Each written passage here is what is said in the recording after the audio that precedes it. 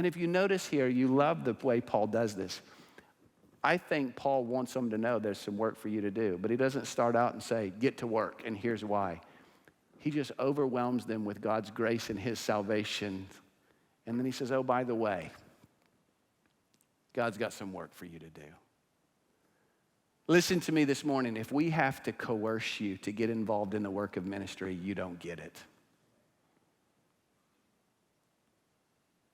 Quite frankly, you'll never hear me beg you to give.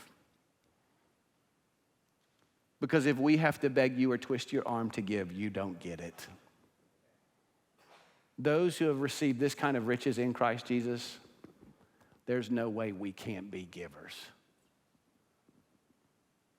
And by the way, we hear a lot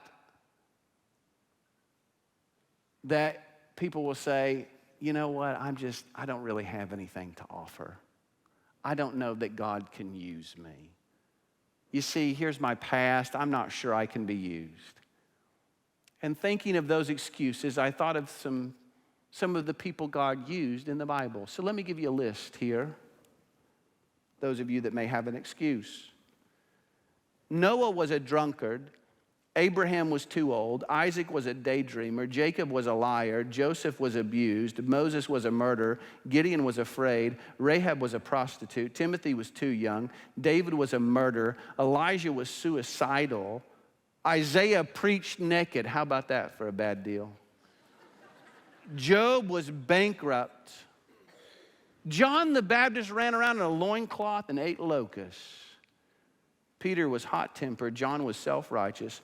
The disciples fell asleep while Jesus had commanded them to pray.